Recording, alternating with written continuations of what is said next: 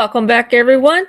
I'm gonna need you to grab some dragon saddle, sharpen your Valerian steel, and maybe keep Larry strong at least 50 feet away from your family secrets, because today we're diving into House of the Dragon, Season 3, Episode 5, Unbound and Unbent. Please make sure you like and subscribe to the Mid Podcast so you can get my lovely reviews, not only on House of Dragon, but on X Men, newly released movies I may or may not have seen, and I do drop some wrestling takes every now and then. But if you actually want to hear me discuss wrestling, then I will need you to subscribe to the Weekly Steel Chair, which hosts Lipsticks and Lariats, two ladies discussing wrestling. You can find all that information in the description below. Also, you can listen to this podcast wherever you get your podcasts, Spotify, Apple. So, now, before anyone starts yelling, nothing happened, I'm going to need you to calm down. Because if your definition of nothing happened is multiple kingdom shifting alliances, assassination campaigns, psychological warfare, failed escapes, political propaganda, armies falling apart, and several characters slowly losing what little sanity they had left, then yes, absolutely nothing happened. This episode wasn't built around dragons melting castles, it was built around pressure. And it seems everyone is cracking under pressure. Every conversation matters, every alliance feels temporary, and every smile, yeah, they're fake as hell. And honestly, this may have been the smartest written episode of the season so far, even if it wasn't the loudest or had the most explosives. So, episode 5 reminds me of playing chess against someone who doesn't attack immediately. Instead, they improve every piece, move after move, quietly. Then suddenly, you're getting checkmate. That's exactly what this episode does. There aren't huge dragon battles. Instead, every important player moves one square closer to disaster. And that's difficult television to make entertaining. But for me, it mostly works. Not perfectly, but it works. So, let's begin with Team Black and Queen Rhaenyra. So Rhaenyra continues carrying the heaviest crown in Westeros. As Linkin Park says, heavy is the crown. Great song, go listen to it. So remember back in season 1, everyone wanted her on the throne. Now, she's discovering something every ruler eventually learns. Winning the throne and keeping the throne. Well, they are completely two different jobs. And we get another restrained performance from Emmy Darcy, who should win some kind of award for this. And do you notice how Rhaenyra rarely explodes emotionally anymore? Instead, she just looks like she's constantly exhausted. Every victory creates 3 new problems. She learns more about Ormond Hightower, his growing influence, while still lacking answers about the whereabouts of Aemon and Aegon. Rather than feeling triumphant, she looks increasingly overwhelmed by how many fronts the war has now. Now, that's part of leadership, and it's not the glorious version, it's the miserable version. So, let's talk about my favorite character, Daemon. So, Daemon might honestly be the funniest character in Westeros. Not intentionally. Everything he does carries the energy of, I have a great idea, followed immediately by, well, that became someone else's problem.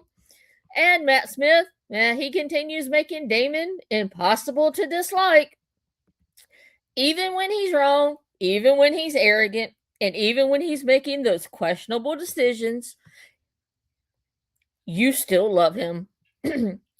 Daemon spends much of the episode trying to regain control over King's Landing's spiraling situation, only to discover that events are increasingly moving beyond anyone's control.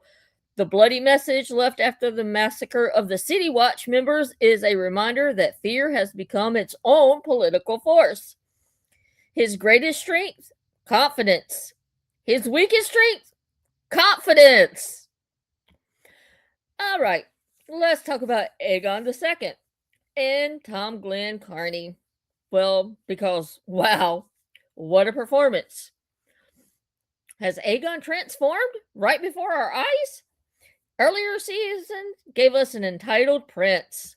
Well, now he's a broken king, physically, emotionally, mentally.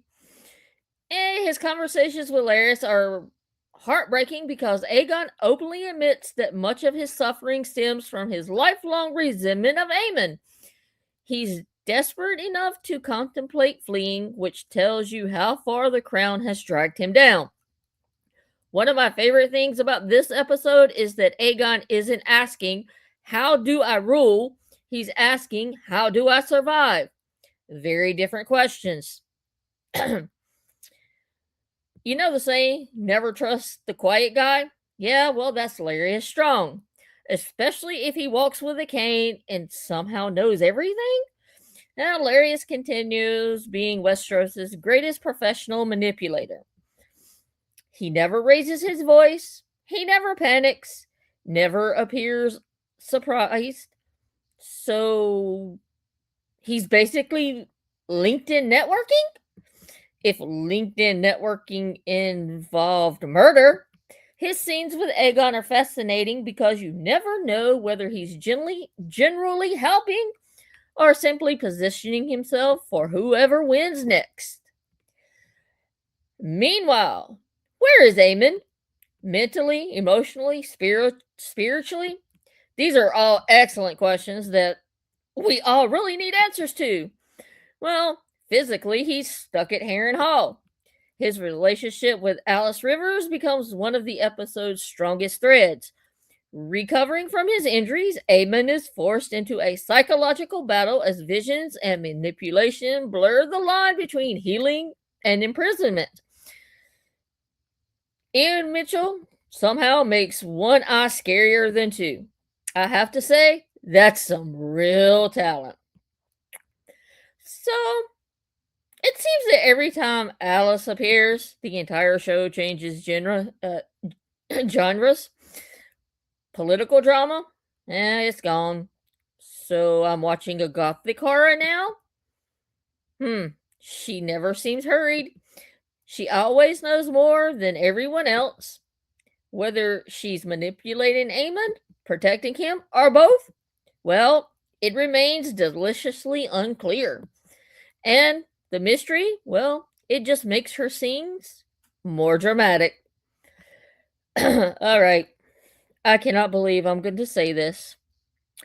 I do believe that Christian Cole may have delivered the performance of the episode. Yes, that Christian Cole. The internet's favorite punching bag. His Riverlands campaign begins to unravel as Oscar Tully counters his guerrilla tactics with similar methods. So now Cole's army is battered, the morale is collapsing, and faced with almost certain death, Cole delivers a rousing speech about reclaiming honor and agency. Well, whether you love him or hate him, or think his haircut deserves prison time, Fabian Frankel absolutely sells the moment. It kind of makes Christian Cole seem human. Someone who has often been portrayed more like the antagonist? Oh, poor Alicent. Well, remember when she thought becoming queen would solve everything? Now she's basically trapped inside her own decisions. Her attempted escape with Helena through the hidden passages is one of the episode's most quietly emotional sequences because it shows that even members of the royal family feel imprisoned by the system in which they help build. Olivia Cooke continues proving why she's one of HBO's strongest performers. And she can say more with one facial expression than most actors, well, can say in 3 pages of dialogue. All right. Helena remains the emotional heartbeat of Team Green. She's never the loudest, never the strongest, yet somehow she's the character I worry about the most. Every scene feels fragile, like you're watching someone trying to survive inside of a nightmare everyone else created. The attempted escape, it reinforces that innocence alone offers no protection in this world. Well, we have a new rising star, and that's Darren.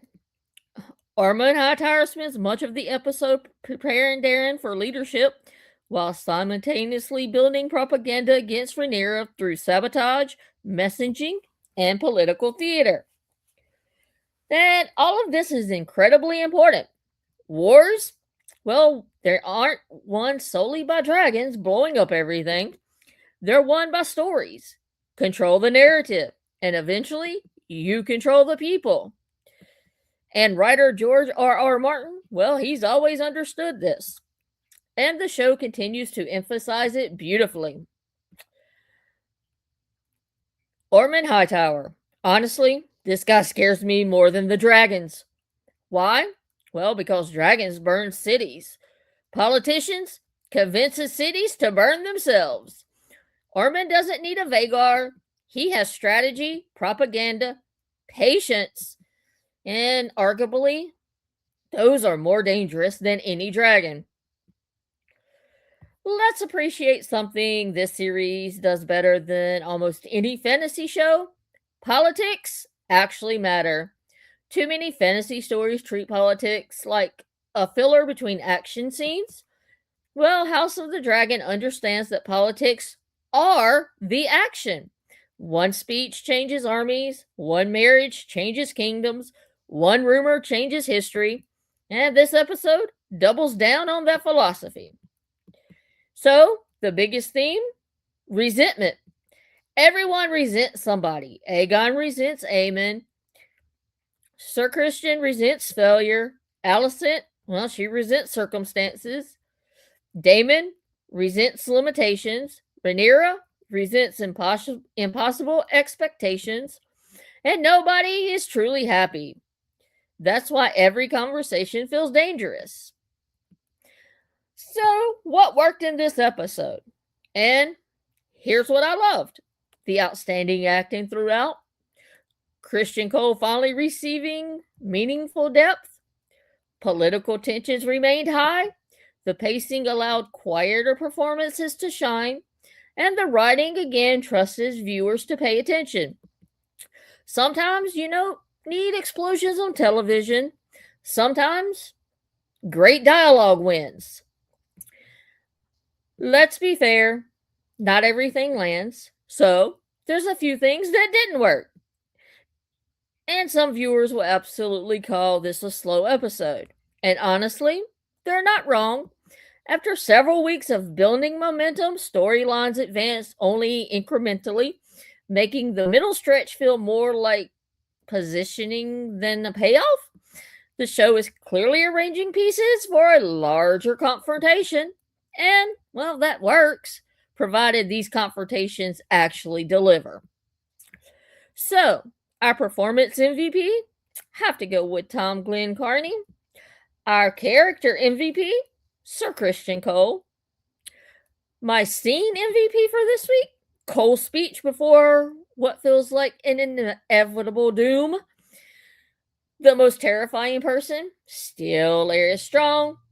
Always Lyrius Strong. So, without diving into book spoilers, here's what I think. The psychological damage we've watched accumulate is about to become physical. The walls separating Team Black and Team Green, they're collapsing. Several supporting characters just became major players, and when all these storylines finally collide, the emotional damage will outweigh the dragon fire.